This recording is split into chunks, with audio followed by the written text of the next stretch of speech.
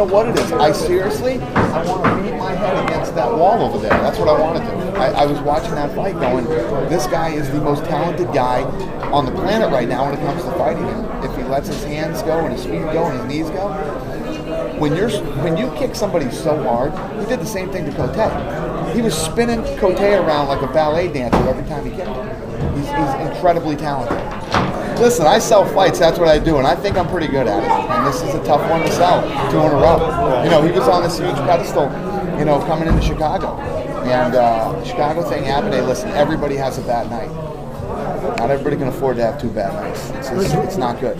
You know, I really believe it's a motivation problem. I thought he was going to be incredibly motivated after that last performance. And, you know, all this, and see, they don't talk that crazy shit to me. They don't say, you know, Roy Jones and all the other stuff they talk about to me. They don't say that. I hear about that stuff that they did on some website interview that I've never heard of. You know, I don't hear that craziness. So all I hear is when I talk to these guys, you know, he wants to come back, he's fired up, and he wants to, you know, do better than his last fight. There were people walking out in like towards like the 4th round. I almost did. Yeah, so I almost did. Do you think the fans got their money's worth as far as Yeah, I think they got their money's worth on the rest of the card. You know, listen, I just said when I walked over here, I apologize. I personally apologize for what happened tonight. You know, I tell you, you guys know this isn't what the UFC was built on. It's not the way the fights usually go. Listen, any night you can have an off night and people fight, but when a guy is that talented and can literally end a fight whenever he wants to.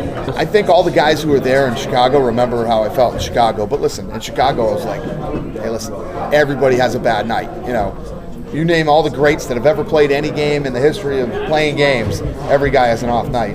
But after that night and how upset he was and all the flack he got, I honestly thought he was going to come back and kill it. You know, Talis Latest absolutely deserved his title shot tonight.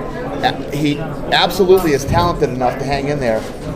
Anderson Silva broke him down and kicking him and spinning him. He can do whatever he wants with anybody.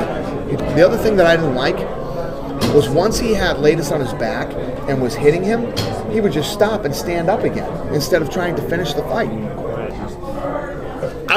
Listen, I've never not wanted to come to a press conference as bad as I didn't want to come to this one, okay? I'm serious. I said, I do not want to go to this fucking press conference. Seriously. Well, I want to make it a little bit more fun for you. Yeah, exactly. Did you see him take the Vaseline off his face and put it on his chest? Did you see that? Who? Anderson. No. On his arms, face, held down by Iselin right before the fight. It was like he was just taking a piss at the whole thing. Huh. I don't know what else you guys want me to say. It was horrible. Was it disrespectful, do you think, Anderson's performance, or do you think he was just really, that was his game plan, or do you think he just kind of... Man, let me tell you what, I'm trying to wrap my brain around that whole thing. Right. I can't figure it out. You're asking me questions that I possibly can't fucking answer, believe me. You plan to have a private conversation with him? In about 10 minutes. We run a fight company, and when guys don't fight, we sit down and we have a conversation on why they're not fighting. You know, this is what I do. It's like having any other business, and a guy doesn't come out and perform at work. You know, like I said, I'm in the business of selling fights, and I think I'm pretty good at it. But I'm gonna have a hard time, you know, letting people know that I promise his next one's gonna be good.